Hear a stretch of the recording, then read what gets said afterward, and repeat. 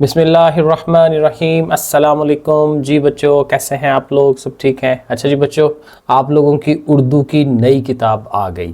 یہ اردو کی نئی کتاب، اس کے جو پیپر ہونے ہیں 2026 میں ہونے ہیں، ٹھیک ہے؟ ابھی نہیں ہونے، 2025 میں نہیں ہونے، ٹھیک ہے؟ لیکن بک نئی آ گئی ہے جو آنی تھی، نئی بک۔ تو ابھی جو 10th کلاس سے بچے فارغ ہو رہے ہیں وہ انشاءاللہ اس کو پڑھیں گے، یہی چیزیں انہوں نے پڑھنی ہے۔ تو اردو کی نئی بک بھی آ گئی ہے، تو اس کا جو پہلا لیکچر ہے وہ ہم نے آج کرنا ہے۔ اس کو پورا ہم تشریح کریں گے حمد کی، اور ساتھ ساتھ اس کی جو ایکسرسائز ہے اس کو پورا سالو کروائیں گے۔ تو ایک چھوٹی سی مہربانی آپ نے کرنی ہے، اپنے دوستوں کو بھی بتائیں کہ بھائی یہ بک ہے، یہ آ گئی ہے۔ تو وہ ظاہر ہے اب آپ ان بچوں کو بھی بتائیں گے، ذرا میرا بھی فائدہ ہو جائے گا، ٹھیک ہے؟ تو اس طرح سے ایک سرکل چلتا ہے۔ تو انشاءاللہ تیاری کریں گے ہم۔ میں نے بتایا میتھمیٹکس کی تیاری میں نے فل فلیج کروانی ہے، اس کے ساتھ یہ بکس بھی انشاءاللہ چلیں گی۔ تو چلے اس کو شروع کرتے ہیں۔ یہ دیکھیں، یہ کتاب آپ کے سامنے ہے، 11ویں جماعت کے لیے یہ قومی نصاب جو ہمارا ہوتا ہے 2023 اس کے مطابق ہے۔ یہ Punjab curriculum and text book board کی ہے، ڈیفینیٹلی اوکے ہو گیا۔ باقی سارا ظاہر ہے جیسے یہ لکھا ہوتا ہے یہ آپ کو پتہ ہے، اور یہ اس کی فہرست ہے ساری، ٹھیک ہے؟ اگر فرسٹ ٹائم آپ دیکھ رہے ہیں تو حمد، نعت، ٹھیک ہے، اس کے بعد اخلاق نبوی اینڈ سو آن، بہت کچھ ہے، بہت کچھ ہے۔ انشاءاللہ سارا کریں گے۔ اصل میں مجھے اردو پڑھانے کا بھی مزہ آتا ہے، تو یہ ڈیفینیٹلی انشاءاللہ اس کو کریں گے۔ یہاں سے ہمارا پہلا چیپٹر ہے حفیظ طائب صاحب، انہوں نے حمد لکھی ہوئی ہے، تو ان کے متعلق تھوڑا سا پہلے انٹروڈکشن ہوگا، پھر حمد کو ہم تفصیلاً سٹارٹ کرتے ہیں۔ تو جو حفیظ طائب صاحب ہیں 1931 میں پیدا ہو کے 2004 میں وفات پائی ہے انہوں نے۔ تو یہ ان کا ٹائم ڈیوریشن ہے، ذرا اس کو پڑھتے ہیں کیونکہ اس کو پڑھنا ضروری ہوتا ہے، اس میں سے شارٹ سوال بنتے ہیں۔ سو دیکھیں، کہتے ہیں حفیظ طائب کا اصل نام عبدالحفیظ منہاس ہے، مگر وہ اپنے قلمی نام حفیظ طائب سے اتنے معروف ہوئے۔ قلمی نام کس کو کہتے ہیں؟ جو ان کے لکھنے والا نام ہوتا ہے۔ اکثر شاعر جو ہوتے ہیں اور جو نثر لکھنے والے ہوتے ہیں وہ انہوں نے اپنے قلمی نام رکھے ہوتے ہیں، ویسے نام کچھ اور ہوتا ہے، دوسرا قلمی نام۔ تو قلمی نام ہے طائب۔ طائب بیسیکلی توبہ کرنے والے کو کہتے ہیں، ٹھیک ہے؟ تو ظاہر ہے اس طرح سے، اور زیادہ انہوں نے حمد اور نعت ہی لکھی تھی، تو ظاہر ہے وہ اللہ تعالیٰ کے ساتھ جو لنک ہے وہ اس طرح کی چیز۔ تو کہتے ہیں اپنے قلمی نام سے اتنے معروف ہوئے، یعنی اتنے مشہور ہو گئے کہ لوگ ان کا اصل نام بھول گئے۔ ان کا آبائی وطن تحصیل وزیر آباد، سیالکوٹ کے ساتھ ہی ہے وزیر آباد، زیادہ دور نہیں ہے۔ اس کا ایک نواحی قصبہ ہے احمد نگر، وہاں پہ ان کی پیدائش ہے، جہاں آپ کے والد حاجی چراغ دین منہاس ایک بڑے نیکوکار معلم ٹیچر کو کہتے ہیں، اینڈ اردو کے اندر انگلش بھی ڈال رہا ہوں، اور امام اور خطیب، کیونکہ پہلے ٹائم میں میرے بھی جو دادا جان تھے نا، تو وہ پڑھے لکھے آدمی تھے، ٹیچر بھی تھے، تو وہ امامت بھی کرتے تھے اور خطبہ بھی دینا، یعنی کہ جمعہ کا ٹائم وہ چیز بھی کرنا۔ تو یہ اکثر جو پرانے لوگ تھے وہ اس طرح کرتے تھے، ٹیچر بھی ہیں تو وہ سارے کام اس طرح کے بھی کر رہے ہوتے تھے۔ تو بہت بڑے نیکوکار معلم یعنی ٹیچر بھی تھے، اور امام اور خطیب بھی تھے، یعنی مسجد کے اندر امامت کروانی اور خطیب میں خطبہ دینا جو ہے، تقریریں کرنی، وہ بھی اس کے طور پر جانے جاتے تھے۔ حفیظ طائب نے عربی فارسی کی بنیادی تعلیم اپنے والد صاحب سے، کیونکہ ڈیفینیٹلی وہ ٹیچر تھے، اور مڈل تک کی روایتی تعلیم جو روٹین میں تعلیم ہوتی ہے اپنے قصبے کے مڈل سکول سے حاصل کی، اور 1947 میں میٹرک۔ اب میٹرک کب کر رہے ہیں؟ 1947 میں، جب پاکستان بنا تھا۔ یہ بھی ایک یاد رکھنے والی بات ہے۔ زمیندار ہائی سکول گجرات، یہ بڑا مشہور سکول ہے، اکثر جگہوں پہ اس کا نام آتا ہے، زمیندار ہائی سکول گجرات سے پاس کرنے کے بعد، کیونکہ وزیر آباد اور گجرات بالکل ساتھ ساتھ ہیں، کرنے کے بعد زمیندار کالج گجرات میں پری انجینئرنگ کلاس میں داخلہ لے لیا۔ ابھی بھی فرسٹ ایئر میں یہ چلتا ہے، پری انجینئرنگ، پری میڈیکل، آپ کو پتہ ہی ہے۔ مگر ان کا طبعی میلان چونکہ شعر و شاعری کی طرف تھا، یعنی کہ اندر سے ان کا جو رجحان جو تھا وہ شعر و شاعری کی طرف تھا، اس لیے کالج کی تعلیم جو ہے وہ ترک کر دی، اس کو چھوڑ دیا، اور 1947 تا 1979 تک محکمہ برقیات، یہ جو بجلی کا محکمہ ہوتا ہے، الیکٹریسٹی کا جو محکمہ ہے، اور واپڈا میں ملازمت کی۔ مگر اس دوران میں اردو فاضل اور پنجاب یونیورسٹی سے پرائیویٹ امیدوار کے طور پر ایم اے پنجابی کے امتحانات پاس کر لیے، کیونکہ ظاہر ان کا رجحان تھا اردو کی طرف، پنجابی کی طرف، طرف. تو کہتے ہیں وہ پرائیویٹلی جو ہے انہوں نے اردو فاضل یہ بھی ایک ڈگری ہوتی ہے, یہ ایم اے کے لیول کی ہوتی ہے, 16 سال کی جو ایجوکیشن ہوتی ہے اس تک. تو پنجاب یونیورسٹی پرائیویٹ طور پر جو ہے ایم اے پنجابی بھی کر لیا انہوں نے. اور واپڈا کی ملازمت کے ساتھ ساتھ, ظاہر ہے ملازمت تو کرنی پڑتی ہے نا, گھر بار بھی تو چلانا ہوتا ہے, نوکری بھی ساتھ ساتھ چل رہی ہے ان کی. تو واپڈا کی ملازمت کے ساتھ ساتھ جز وقتی استاد, جز وقتی یعنی کہ کچھ ٹائم کے لیے جو ہائر کیا جاتا ہے. آج کل بھی جو ہے وہ گورنمنٹ جو ہے اتنے پیسے نہیں ہیں گورنمنٹ کے پاس, تو وہ بجائے پراپر ٹیچرز ہائر کرنے کے, یعنی کو ریگولر ہائر کرنے کے, وہ کچھ دیر کے لیے ہائر کر لیتے ہیں, وقت پہ وہ کام چلاتے ہیں اور پھر ان کو فارغ کر دیتے ہیں. تو اس کو کہتے ہیں جز وقتی, ٹیمپریری, ٹھیک ہے, اس کو انگلش میں ہم کہہ سکتے ہیں. تو جز وقتی استاد کی حیثیت سے پنجاب یونیورسٹی کے شعبہ پنجابی کے ساتھ منسلک ہو گئے, یعنی ان کے ساتھ اٹیچ ہو گئے. اور جب واپڈا کی ملازمت سے ریٹائرمنٹ لی, اب ظاہر مین ملازمت ان کی واپڈا کی ہے, تو وہاں سے جب وہ ریٹائر ہوئے ہیں تو پنجاب یونیورسٹی کا شعبہ پنجابی میں باقاعدہ طور پر کنٹریکٹ پر پڑھانے لگے. اب کنٹریکٹ جو ہے یہ اگلا سٹیج ہوتا ہے. جز وقتی بہت بیسک ہے, کنٹریکٹ ہو جاتا ہے کہ جی 5 سال کے لیے آپ کو رکھ لیا ہے, 6 سال کے لیے رکھ لیا ہے, تو کنٹریکٹ پر پڑھانے لگے. اور یہ سلسلہ 2003 تک بخیر و خوبی جاری رہا, یعنی اینڈ تک اپنے فوت ہونے تک جو ہے وہ اپنا یہ جو پڑھانے کا سلسلہ ہے انہوں نے نہیں چھوڑا. حفیظ طائب پنجاب یونیورسٹی کے ساتھ منسلک. اب پنجاب یونیورسٹی پتہ ہے نا کون سی ہے؟ پنجاب یونیورسٹی لاہور میں ہے, بہت مشہور, بہت بڑی یونیورسٹی اور بہت پرانی یونیورسٹی ہے. ٹھیک ہے, میں بھی وہاں پہ کچھ دیر کے لیے پڑھنے گیا تھا. تو حفیظ طائب پنجاب یونیورسٹی کے ساتھ منسلک ہونے سے پہلے بھی ایک مشہور حمد و نعت گو کی حیثیت سے پاکستان اور بیرون پاکستان جانے جاتے تھے. تو ان کی جو وجہ پہچان ہے وہ کیا بن رہی ہے کہ ایک مشہور حمد وہ بولنے والے اور نعت بولنے والے تھے. تو نعت اور حمد لکھتے, خود بھی لکھنی اور ان کو بولنا بھی. تو اس کے طور پر پاکستان میں بھی مشہور ہے, باہر بھی مشہور ہے. ان کے مداحین اور ممدوحین, تعریف کرنے والے اور ان کے جو فینز ہوتے ہیں ایسے کہہ لیں, قابل رشک تعداد میں موجود تھے. قابل رشک مطلب کافی زیادہ, اتنے زیادہ تھے کہ کوئی بندہ دوسرا دیکھے گا تو اس کو رشک آئے گا کہ میرے بھی اتنے فالوورز ہوں.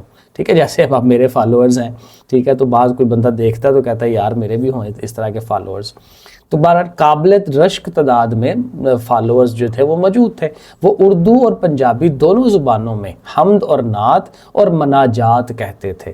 حمد ہوتے ہیں اللہ تعالیٰ کی تعریف, نعت ہوتی ہے نبی کریم صلی اللہ علیہ وسلم کی تعریف, اور مناجات بھی ہوتی ہیں جس میں جو ہمارے اسلامی یا اور جو بڑے لوگ بزرگ وغیرہ گزرے ہوئے ہیں ان کے متعلق ان کی جو تعریفوں میں جو شعر و شاعری کی جاتی ہے اس کو مناجات کہتے ہیں.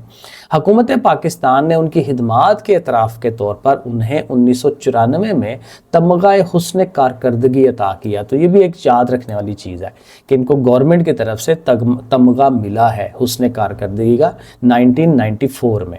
اور اہل لاہور نے ان کی بے مثال کارکردگی کے پیش نظر لاہور کی ایک اہم اسکیم ہوتی ہے, جیسے ہاؤسنگ سوسائٹیز ہوتی ہیں جہاں پہ گھر وغیرہ بنتے ہیں, ٹھیک ہے, تو ایک اہم ہاؤسنگ اسکیم ہے کون سی ہے, علامہ اقبال ٹاؤن. اس کی جو سب سے بڑی اور اہم سڑک ہے وہ ان کے نام سے منسوب کر دی گئی ہے, اس سڑک کا نام ان کے نام پہ رکھ دیا گیا ہے. حفیظ طائب کے اب تک 11 شعری مجموعے چھپ چکے ہیں. تو یہ بھی یاد رکھنے والی چیز ہے, ایم سی کیوز آتے ہیں نا پھر اسی طرح سے. 11 شعری مجموعے, 11 شعروں والی کتابیں ہیں, اور وہ کائنات حفیظ طائب کے نام سے کلیات کی صورت میں بھی شائع ہو چکے ہیں. مگر جہاں ان کی نعت گوئی کے میدان میں خدمات بے مثال ہے, نعت کے ہمیں وہیں ان کے ہر مجموعے میں حمد وغیرہ بھی جو ہے وہ موجود ہیں اور وہ بھی لازوال ہیں, بہت زبردست ہیں. شامل نصاب حمد بھی ایک اعلیٰ پائے کا کلام ہے جس میں لفظوں کی تکرار, شعر و شاعری میں یہی ہوتا ہے, ایک لفظ جو ہے وہ بار بار رپیٹ ہو رہا ہوتا ہے, اس کو ہم کہتے ہیں لفظوں کی تکرار. اس طرح کی گئی ہے کہ یہ تکرار لفظی حمد کی شان بن گئی ہے. تو بہرحال یہ ایک بیک گراؤنڈ تھا حفیظ طائب صاحب کا, تو وہ ہم نے تھوڑا سا ذہن میں رکھنا ہے. اور یہ آپ کے سامنے سبق نمبر 1 ہے, حمد لکھی ہوئی ہے. اب یہ جو حمد ہے اس کی ظاہر ہے جب ہم پڑھتے ہیں اس کو تو پہلا پوائنٹ کیا ہوتا ہے کہ ہمیں اس کی تشریح آئے, ہمیں پتہ ہو کہ اس شاعر میں اس شعر میں شاعر جو ہے وہ کیا کہہ رہا ہے, کون سی بات کر رہا ہے, اور اس کو ہمیں پھر اپنے الفاظ میں لکھنا آئے. ایک شعر ہے تو اس شعر کے اندر جو بات ہوئی ہے وہ ہم نے 5 6 7 8 جو لائنیں ہیں وہ ہم بنا سکیں, خود سے بنا سکیں اس کے آگے پیچھے والی. تو اس کے لیے ظاہر ہے ہمیں اس کے لفظوں کا مطلب پتہ ہونا چاہیے.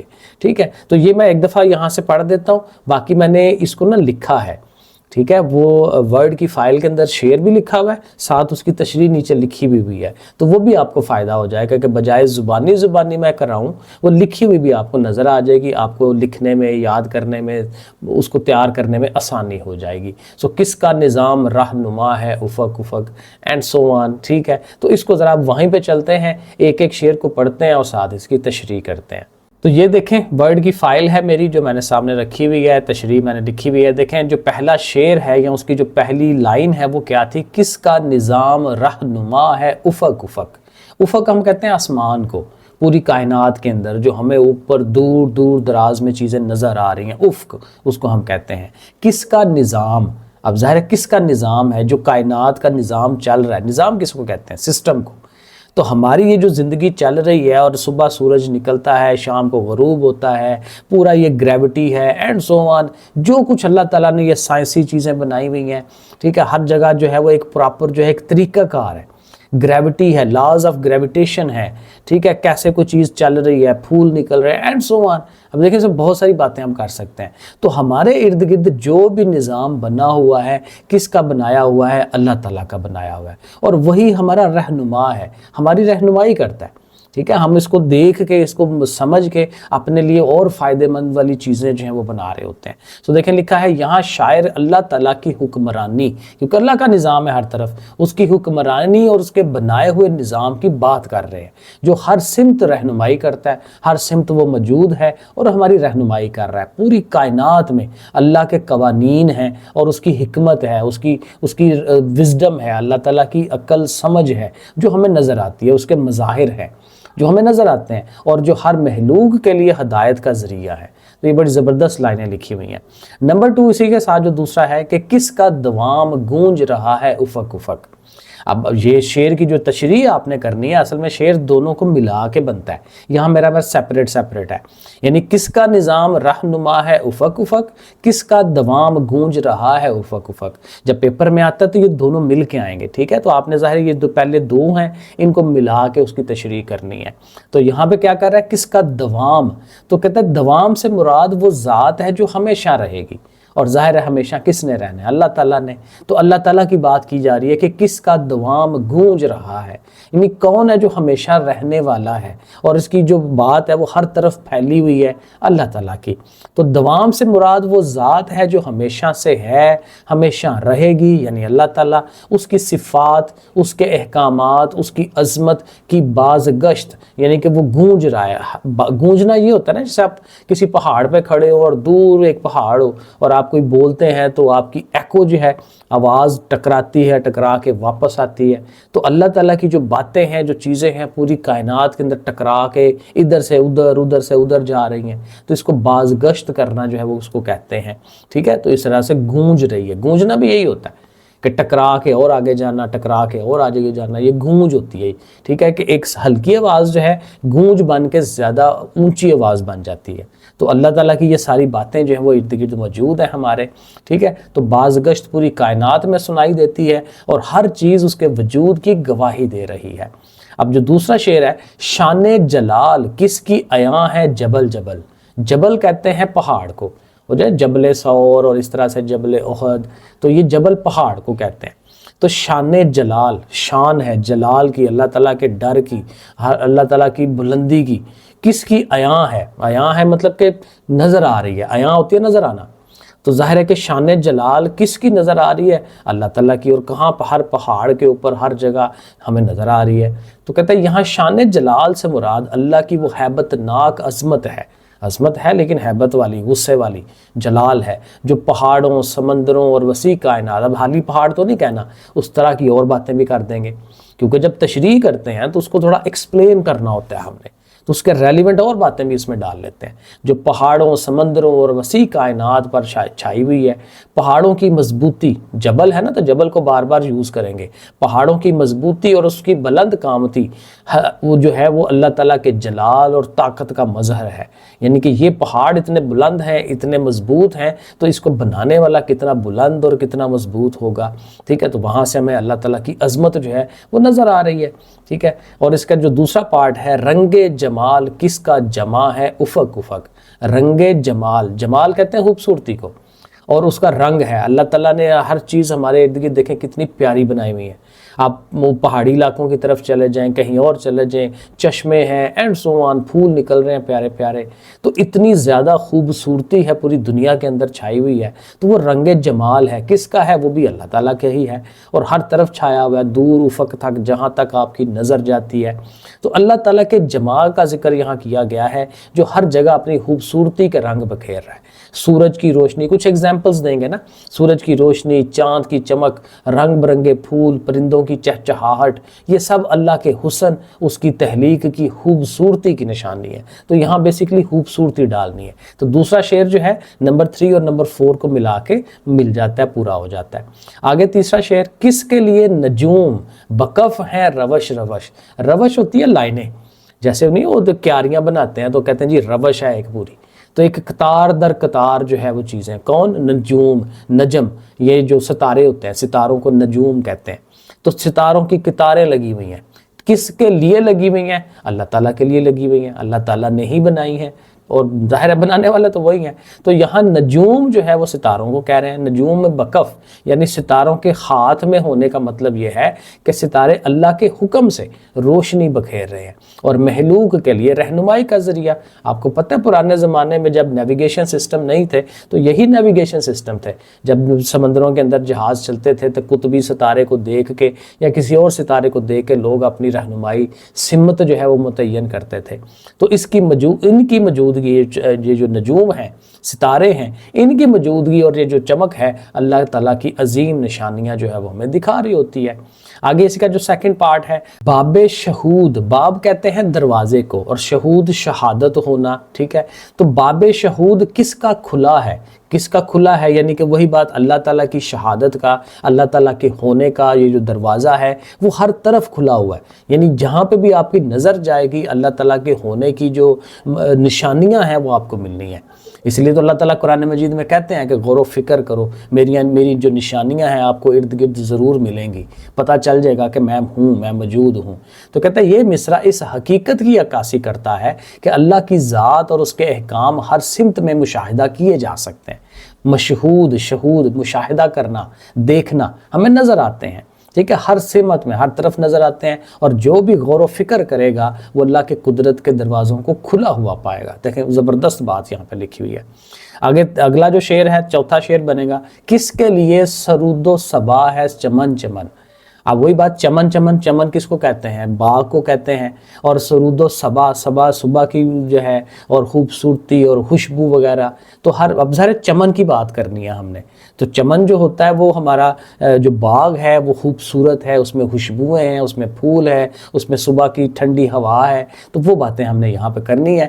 یہاں سرود و صبا یعنی ہوا کی موسیقی. ہوا جب چلتی ہے تو وہ اس کی ایک آواز آتی ہے. تو ہوا کی موسیقی کا ذکر ہے جو در حقیقت اللہ کی نعمتوں اور اس کی قدرت کی علامت ہے. تازہ ہوا, بہار, موسم بہار جب آتا ہے اس کی خوشبوئیں جو ہیں, اور چمن کی ہریالی, جو باغات ہیں اس کا گریننس ہونا, ہر طرف جو ہے اللہ تعالیٰ کے لطف و کرم جو ہے اس کی نشانیاں ہمیں نظر آتی ہیں. اور آگے, کس کے لیے نمود و ضیاء ہے افق افق. کس کے لیے ہے یہ چیزیں؟ نمود ضیاء, ضیاء اگین روشنی کو کہتے ہیں کہ یہ جو روشنی نکل رہی ہے یہ کس کے لیے ہے؟ یہ انسانوں کے لیے آ رہی ہے کہ اللہ تعالیٰ نے یہ جو روشنی پھیلائی ہے اپنے ہونے کی, اور یہ سارا کچھ جو نظام بنایا ہوا ہے انسانوں کے لیے بنایا ہے, اور اپنے لیے پہلے تو ظاہر ہے اپنے لیے بنایا نا, اس کے بعد انسان وہاں پہ موجود ہے. تو یہاں نمود و ضیاء یعنی روشنی کی چمک سے مراد اللہ کی روشنی اور ہدایت ہے, اللہ کی ہدایت ہے. جیسے اسلام ہے ہمارا, تو یہ اللہ تعالیٰ کی روشنی ہے, ہدایت ہے, جو ہر جگہ ہمیں نظر آتی ہے. دن کی روشنی ہو, چاندنی رات ہو, ستاروں کی چمک ہو, یہ ساری اللہ کی عطا کردہ روشنیاں ہیں, اور وہ ہمیں ان کا یہاں سے حصہ جو ہے وہ ہمیں مل رہا ہے. آگے, مکتوم کس کی موج کرم ہے صدف صدف. مکتوم کس کی موج, یہاں شاعر نے اللہ کی رحمت کو ایک سیپ میں چھپے ہوئے موتی سے تشبیہ دی ہے. اب اصل میں وہی نا, صدف جو ہے وہ مونگے, وہ جو ویسے سپیاں ہوتی ہیں جو بند ہوتی ہیں اور اس کو کھولتے ہیں تو اس کے اندر سے کبھی موتی نکلتا ہے کبھی نہیں نکلتا. تو وہ جو بند موتی ہے نا, وہاں سے تشبیہ دی ہے اللہ کی ہدایت کو. اللہ کی ہدایت جو ہے کہ اس موتی کے اندر، اس کے اندر بند ہے، سپی ہے اس کے اندر بند ہے، اور ظاہر ہے کہ جو کوشش کرے گا وہ ڈھونڈے گا، اس کو کھولے گا تو اس کو وہ اس کی ہدایت کا جو موتی ہے وہ مل جائے گا۔ تو یہاں پہ یہی بات ہے کہ شاعر نے اللہ کی رحمت کو ایک سیب میں چھپے ہوئے موتی سے تشبیہ دی ہے۔ جس طرح موتی عام آنکھ سے نظر نہیں آتا لیکن حقیقت میں وہاں موجود ہوتا ہے، یعنی اس کو آپ کھولیں گے، محنت کریں گے، پھر آپ کو وہ موتی نظر آئے گا۔ اسی طرح اللہ کی رحمت بھی ہر جگہ موجود ہے، بس اسے دیکھنے کے لیے اندر کی آنکھ جو ہے اس کا کھلنا ضروری ہے۔ ٹھیک ہے، آگے اسی کا دوسرا پارٹ، مرقوم کس کا حرف وفا ہے؟ افق، افق مرقوم ہوتا ہے لکھا ہوا، حرف وفا وفاداری کا حرف، کہ کس کے ساتھ جب یاری دوستی بنا لی جاتی ہے کسی کے ساتھ تو اس کو پکا نبھایا جاتا ہے، اور سب سے بڑا جو وفادار دوست ہے وہ کون ہے؟ وہ اللہ تعالیٰ ہے۔ ٹھیک ہے، تو اس طرح سے یہاں حرف وفا یعنی سچائی اور وفاداری کی بات کی جا رہی ہے، جو اللہ کے احکام اور اس کی رحمت میں شامل ہے، اللہ تعالیٰ کے ساتھ لنک ہے، اور اس کی وفا کا ذکر پوری کائنات میں موجود ہے۔ یعنی اللہ جیسے کہتے ہیں نا، ایک قدم بڑھاؤ تو میں 10 قدم تمہاری طرف بڑھاتا ہوں۔ تو اللہ تعالیٰ کے ساتھ جب دوستی آپ لگائیں گے تو عام بندے سے بڑھ کے اللہ تعالیٰ کی دوستی جو ہے آپ کو ملنی ہے۔ اللہ سے بڑھ کے دوست کون ہو سکتا ہے؟ وفا جو ہے وہ ہمیں اللہ تعالیٰ سے ملتی ہے، اور اس کا ہر وعدہ سچائی پر مبنی ہے۔ اگلا شعر جو ہے، کس کی طلب میں اہل محبت ہے داغ داغ؟ کس کی طلب؟ طلب ہوتا ہے خواہش کرنا، کس چیز کو حاصل کرنا، اور اہل محبت، محبت کرنے والے جو لوگ ہیں، یعنی یہاں پہ وہ لوگ جو اللہ تعالیٰ کو حاصل کرنا چاہتے ہیں، اللہ تعالیٰ کی جو محبت ہے اس کو حاصل کرنا چاہتے ہیں، ٹھیک ہے، ان کی بات، اور وہ داغ داغ ہیں، وہ پریشان پھرتے ہیں، مشکلات اٹھاتے ہیں، لیکن اللہ کی محبت کو حاصل کرنے کی کوشش کرتے ہیں۔ تو یہ مصرع ان لوگوں کے جذبات کی عکاسی کرتا ہے جو اللہ کی محبت، اب یہاں نبی کریم صلی اللہ علیہ وسلم کا نہیں ڈالیں گے کیونکہ یہ حمد ہے نا، تو ویسے تو ہو سکتا ہے لیکن حمد میں چونکہ ظاہر ہے اللہ تعالیٰ کی ہی صرف تعریفیں کرنی ہے، تو اس میں ہم کہیں گے جو اللہ کی محبت میں تڑپ رہے ہیں اور اس کی جدائی، دل جو ہے ان کی جدائی اور طلب کی غم سے داغدار ہے، اور ہر لمحہ اپنے محبوب یعنی اللہ تعالیٰ کے قرب چاہتے ہیں، اللہ تعالیٰ کے نزدیک ہونا چاہتے ہیں۔ اس طرح سے کس کی ادا سے حشر برپا ہے افق افق؟ کس کی ادا، کس کے کام ہے اور حشر برپا ہے، یعنی کہ پوری یہ جو کائنات نظام بنا ہوا ہے اسی کو وہ حشر کہہ رہے ہیں۔ تو کس کی وجہ سے بنا ہوا ہے؟ اللہ تعالیٰ کی وجہ سے ہی بنا ہوا ہے۔ یہاں ادا یعنی ایک اشارہ، ایک فرمان کی بات کی جا رہی ہے جو اللہ کی طرف سے، اب ظاہر نبی کریم صلی اللہ علیہ وسلم یہ نہیں کہیں گے، جو اللہ کی طرف سے ہوگا، اللہ کی طرف سے اشارہ ہے، اللہ تعالیٰ کی طرف سے بات ہے جو پوری دنیا میں انقلاب برپا کر سکتی ہے اور کر رہی ہے۔ یعنی کہ جو اللہ کا نظام ہے، جو اللہ تعالیٰ نے ہمیں باتیں بتائی ہیں، اس پہ جب ہم عمل کریں گے تو پوری کائنات میں اس کا جو ایک انقلاب ہے وہ ہم لا سکتے ہیں، اور اللہ کا یہ جو حکم ہے کائنات کی تقدیر جو ہے وہ بدل رہا ہے اور بدل سکتا ہے۔ سوزاں ہے کس کی یاد میں تائب نفس نفس؟ اب یہاں سوزاں سے مطلب کیا ہے؟ جلنا، ٹھیک ہے، کچھ جل رہا ہے، دل جلنا، ٹھیک ہے، اور کیا ہے کہ توبہ کرنے والے کی حالت، کیونکہ تائب نفس نفس کہتا ہے یہاں سوزاں مطلب جلنا، توبہ کرنے والے کی حالت کا ذکر کیا جا رہا ہے جو اللہ کی محبت میں تڑپ رہا ہے۔ نفس نفس ہر انسان کو کہہ رہے ہیں، ٹھیک ہے، اللہ کی محبت میں تڑپ رہا ہے اور ہر سانس میں وہ اللہ کی یاد میں گم ہے اور اس سے مغفرت چاہتا ہے اور اس کو نزدیک ہونا چاہتا ہے اللہ تعالیٰ سے۔ اور لاسٹ میں فرقت کہتے ہیں جدائی کو، ٹھیک ہے، جہاں پہ آپ محبوب جو ہے آپ سے بچھڑ جاتا ہے، تو اللہ تعالیٰ کی محبت اگر ہے تو آپ اللہ تعالیٰ سے ابھی تو نہیں مل رہے، اللہ تعالیٰ تو دور ہے، تو اللہ تعالیٰ کے قرب حاصل کرنے کے لیے آپ جو ہے وہ تڑپ رہے ہیں، ٹھیک ہے، اس طرح سے اس میں آ جائے گا۔ تو فرقت میں کس کی شعلہ نوا ہے افق افق؟ یہ مصرع جدائی کے دکھ اور تڑپ کا اظہار کر رہا ہے کہ اللہ کی محبت کی جدائی محسوس کرنے والا ہر سمت اپنی فریاد بلند کر رہا ہے، اور اس کے جو جذبات ہیں اس کا وہ شعلہ کی طرح، شعلوں کی طرح بڑک رہے ہیں، اینڈ سو آن، اس طرح سے ہم نے کہنا۔ تو یہ میں نے ٹرائی کی، ٹھیک ہے، اس کی ایکسپلینیشن کرنے کی، تشریح کرنے کی، باقی آپ خود سے بھی بنائیں اس کا، لیکن تشریح کرنی ضروری ہے، لفظوں کے مطلب جو ہے یہ ضرور ساتھ ساتھ یاد کریں، جب مطلب یاد ہو جائیں گے تو تشریح بھی زیادہ اچھی ہو جائے گی۔ اب واپس ذرا بک پہ چلتے ہیں اور دیکھتے ہیں کہ اس میں سوال کیا ہے۔ تو واپس کتاب پہ، اور یہاں پہ ظاہر اس کی ایکسرسائز ہے، ایکسرسائز میں اس نے یہ سوال پوچھے ہوئے ہیں، ان سوالوں کے جواب بھی اگین میں نے لکھ لیے ہیں، وہ میں آپ کو دکھا دیتا ہوں، آپ کو سمجھ آ جائے گی۔ کویسچن نمبر 2 میں اشعار کی تشریح کی وہ بات کر رہا ہے، وہ بھی میں نے آپ کو دکھا دیا، وہیں سے آپ تشریح اٹھا سکتے ہیں ان شعروں کی۔ نمبر 3 میں کہتا ہے جی طالب علم ان شعروں کو پڑھیں وغیرہ وغیرہ، اس میں کچھ نہیں کرنا آپ نے۔ سوال نمبر جو 4 ہے یہ MCQs والا ہے، تو اس میں MCQs کرنے ہیں. افق افق رہنما ہے, تو یہ ظاہر ہے کہ جب شعر آپ پڑھتے ہیں وہیں سے اس نے لیے ہیں. تو کہ کون رہنما ہے؟ نظام ہے, اللہ تعالیٰ کا نظام رہنما ہے, نظام کو آپ نے ٹک کرنا ہے. جبل جبل عیاں ہے, کیا چیز؟ اللہ تعالیٰ کی شان جلال جو تھی وہ عیاں تھی, تو یہ جلال کو ہمیں ٹک کرنا ہے. صدف صدف میں مختوم ہے, یہاں پہ وہ ظاہر اگین شعر کو آپ دیکھیں وہاں پہ موج کرم لکھا ہوا ہے, تو شعر کو دیکھنے سے آپ کا یہ جو MCQs ہیں وہ ہو جاتے ہیں. اللہ کی محبت میں داغ داغ, کون لوگ ہیں؟ یہ تھا اہل محبت, ہاں اہل محبت ہم نے پڑھا تھا. شعلہ نوائی کا سبب ہے, یہ ظاہر ہے میرا حال میں فرقت ہے, آپ شعر کو پڑھ کے دیکھیں, فرقت جو ہے اس کی وجہ سے شعلہ نوائی تھی. اور بس ٹھیک ہے, یہ ہو گیا. اب کویسچن نمبر جو 5 ہے اس میں کہہ رہا ہے لغت کی مدد سے الفاظ کے معنی تلاش کریں اور ان کے درست تلفظ واضح کریں اعراب لگا کے. اب اعراب لگانا بڑا مشکل کام ہے, وہ میرے سے بھی نہیں ہوتا, وہ آپ دیکھیے گا ان کے, لیکن معنی میں نے لکھ دیے ہیں, وہ معنی آپ دیکھ سکتے ہیں. آگے یہ حمد نعت اور منقبت اور مناجات کے متعلق بات ہے, یہ ہم نے پڑھنی ہے, یہ بھی میں نے لکھ دیا ہے. اصل میں یہ میں نے سارا ورڈ کی فائل میں لکھا ہوا ہے, وہیں سے آپ کو کروا دیتا ہوں. میں نے کہا ایک دفعہ آپ کو یہ ایکسرسائز بتا دوں کہ اس میں یہ چیزیں موجود ہیں, اور بس یہ اس کی مین ایکسرسائز ہے, آگے اینڈ ہو جاتا ہے. اس کے بعد ظاہر ہے ہم نے یہ آگے والا جو ٹاپک ہے نعت کا, اس کی طرف جانا ہے. اب ذرا واپس چلتے ہیں ورڈ والی فائل میں اور وہاں سے اپنی جو باقی ایکسرسائز کے سوال ہے وہ دیکھ لیتے ہیں. اچھا جی, واپس آ گئے یہاں پہ. اچھا یہاں میں نے خلاصہ بھی اس کا بنا دیا ہے, تو جن بندوں نے خلاصہ تیار کرنا ہے, خلاصہ چاہیے, یہ آپ کے سامنے موجود ہے, میں اس کو یہیں پر رکھ رہا ہوں, ٹھیک ہے, یہیں سے آپ پڑھیں اور اس کو لکھ سکتے ہیں. لیکن یہ ایکسرسائز موجود نہیں ہے, پیپر میں آ سکتا ہے, تو اس لیے یہ آپ کے سامنے ہے. اگر ضرورت پڑے تو یہاں سے آپ ان کو لے سکتے ہیں خلاصے کو. ابھی میں ریڈ نہیں کر رہا, آپ یہاں سے پڑھ سکتے ہیں, کیونکہ یہ آپ ویڈیو کو ظاہر فریز کر لیں, یہاں سے آپ لکھ لیں, پڑھ لیں, جیسے بھی کرنا ہے. آگے چلتے ہیں, سوالات کے جوابات تھے. تو پہلا سوال یہی تھا کہ حفیظ طائب کی شاعری کے بنیادی موضوعات کیا ہیں؟ تو بیسک موضوع ان کا ظاہر ہے عشق رسول اور اللہ تعالیٰ کا عشق تھا, ٹھیک ہے. تو حفیظ طائب کی شاعری کے بنیادی موضوعات عشق رسول صلی اللہ علیہ وسلم, حمد و نعت تھے, تصوف. اب یہ زیادہ چیزیں ہیں, اگر آپ ساری لکھنا چاہیں تو لکھیں, ورنہ 2-3 ہی لکھ لیں. حمد و نعت, تصوف اور عشق رسول یہاں تک کر لیں تو انف ہے. اور انسانی جذبات کی پاکیزگی پر مبنی ہے. ان کی شاعری میں عشق و عقیدت اور روحانی سرشاری کی جھلک نظر آتی ہے, اگر آپ تھوڑا اس کو بڑا کرنا چاہتے ہیں.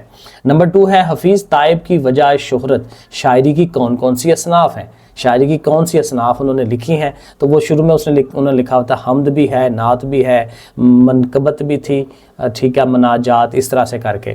تو حفیظ طائب بنیادی طور پر نعتیہ شاعری کی وجہ سے مشہور ہے, لیکن انہوں نے حمد, منقبت, سلام اور دیگر روحانی شاعری میں بھی اپنا منفرد مقام بنایا. ان کی نعتیہ کلام جو ہے عشق رسول کی شدت اور والہانہ جذبات کی ترجمانی کرتے ہیں. اگلے کویسچن پہ آتے ہیں, کویسچن نمبر 3, حرف وفا, افق افق, مرقوم, اس کا مطلب کیا ہے؟ تو اس مصرعے میں شاعر یہ کہنا چاہ رہا ہے کہ وفاداری, حرف وفا ہے نا, وفاداری اور سچائی کی نشانیاں مرقوم ہیں, لکھی ہوئی ہیں ہر طرف, ٹھیک ہے. تو وفاداری اور سچائی کی نشانیاں کائنات کے ہر گوشے میں لکھی ہوئی ہیں. لکھنے کا بھائی بتانا ہے, یعنی اللہ کی وفاداری اور اس کے وعدوں کی سچائی پوری کائنات میں نمایاں ہے, اور ہر چیز جو ہے اس کی گواہی دے رہی ہے. شان جلال اور رنگ جمال سے کیا مراد ہے؟ شان جلال وہی اللہ تعالیٰ کی ہیبت ناک جو ان کی شان ہے, اور رنگ جمال ان کی خوبصورتی کے متعلق جو چیزیں انہوں نے پیاری پیاری بنائی ہوئی ہیں. تو شان جلال سے مراد اللہ کی عظمت, قدرت اور جلالی صفات ہیں, جو کائنات کی بڑی اور ہیبت ناک چیزیں جیسے پہاڑوں, طوفانوں اور وسیع کائنات میں نظر آتی ہیں, ظاہر ہوتی ہیں. رنگ جمال سے مراد اللہ کی رحمت ہے, حسن ہے, لطافت ہے, جو حسین مناظر قدرت کے رنگوں, روشنی اور نرمی میں نظر آتی ہے. تو یہ سوال ہو گیا, اور کہتا ہے اس نظم کا مرکزی خیال جو ہے وہ بتائیں, اس کی وضاحت کریں. اصل میں یہ سوال میں حیت لکھا ہوا تھا, میں نے یہاں خیال لکھ دیا ہے. تو یہ حیت جو ہے اس کی مین پوائنٹ کیا ہے, بیسک پوائنٹ ہم نے بتانا ہے. تو کہتا ہے اس کا جو مرکزی خیال یا حیت جو ہے وہ کیا ہے, کہ اس میں اللہ تعالیٰ کی عظمت, قدرت اور جلال اور جمال کی عکاسی ہے. کیونکہ اس کے شعروں کے اندر یہی باتیں تھیں نا, کہ اللہ تعالیٰ کی قدرت ہے, جلال, ٹھیک ہے, اور جمال, ان کی خوبصورتی.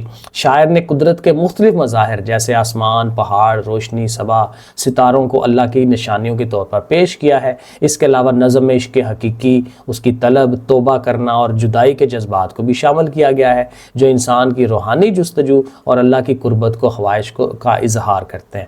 تو یہ آنسر بالکل ٹھیک ہے. یہاں ذرا سوال لکھنے میں غلطی ہوئی ہے کہ اس میں حیت اس نے پوچھی ہوئی ہے. تو حیت بیسیکلی یہی ہے کہ اس میں بات کیا کی جا رہی ہے. تو یہ یہ بھی آپ کا یہ سوال ہو جاتا ہے۔ آگے چلیں، ظاہر الفاظ کے معنی تھے، اعراب لگانے مشکل ہیں، کچھ لکھے بھی ہوئے ہیں، ٹھیک ہے، وہ آپ دیکھیے گا کسی گائیڈ شائٹ سے دیکھ لیں۔ تو نظام کا مطلب کیا ہوتا ہے؟ ترتیب ہے، اصول ہے، قاعدہ ہے، پراپر ترتیب جو بنی ہوتی ہے۔ افق اصل میں آسمان کا دور والا کنارہ، افق ہوتا ہے جہاں پہ نا آسمان اور زمین ملتے ہوئے نظر آتے ہیں۔ اگر آپ کے سامنے کوئی اور بلڈنگز نہ ہو، کھلا میدان ہو، تو آپ دور آسمان آپ کو ایسے نیچے کی طرف جاتا ہوا نظر آتا ہے، تو جہاں زمین کے ساتھ ٹچ ہو رہا ہوتا ہے تقریباً اس کو ہم کہتے ہیں۔ تو کیا ہے؟ کنارہ ہے، حد ہے آسمان کا کنارہ۔ دوام جس نے ہمیشہ رہنا ہے، ہمیشگی، اللہ تعالیٰ کے لیے تسلسل برقرار رکھنا۔ جلال، عظمت، بزرگی، ہیبت۔ جبل پہاڑوں کو کہتے ہیں، پہاڑ، بلند چوٹی۔ مکتوم چھپا ہوا، مخفی۔ صدف سیپ، وہ جو سیپ ہے جس کے اندر سے موتی نکلتا ہے۔ مرقوم جو لکھا ہوا ہوتا ہے، درج کی ہوئی چیز۔ سوزان سوز ہے، دل کا سوز ہے، دل کا جلنا ہے، تپنا ہے۔ حشر قیامت برپا ہو جانا، چیزوں کا اکٹھا ہو جانا۔ تو یہ اس کے میننگز آ جاتے ہیں۔ اور اس میں باہر اینڈ پہ ظاہر ہے یہی بتایا ہوا تھا کہ حمد کیا ہوتی ہے۔ حمد میں اللہ تعالیٰ کی تعریف بیان کی جاتی ہے، اس میں ان کی ربوبیت، قدرت اور صفات کا بیان ہے۔ نعت میں نبی کریم صلی اللہ علیہ وسلم کی مدح سرائی کی جاتی ہے، نبی کریم کا حسن سیرت اور معجزات کا ذکر کیا جاتا ہے۔ منقبت کسی ولی، امام، کسی بزرگ شخصیت کی تعریف کی جاتی ہے، جیسے حضرت علی کی کریں گے، امام حسین کی کریں گے، یا کسی اور ولی اللہ کی شان میں ہم کریں گے۔ مناجات بیسیکلی دعائیں ہوتی ہیں جو ہم اللہ تعالیٰ سے کرتے ہیں۔ دعا یا التجا ہوتی ہے جس میں شاعر اللہ سے براہ راست گفتگو کرتا ہے، اپنی حاجات کو پیش کرتا ہے اور اپنی کوتاہیاں جو ہوتی ہیں اس کی معافی مانگتا ہے اور اللہ تعالیٰ سے اور دین اور دنیا کی چیزیں مانگ رہا ہوتا ہے۔ سو دیٹس اٹ، یہ ہماری پہلی ایکسرسائز اور پہلا جو چیپٹر ہے یہ ہو گیا۔ نیکسٹ انشاءاللہ ہم نعت کرتے ہیں، تو یہ ضرور اپنے دوستوں کو شیئر کریں، لائک کر لیں، سبسکرائب کر لیں اینڈ سو آن۔ اوکے، پھر اللہ حافظ۔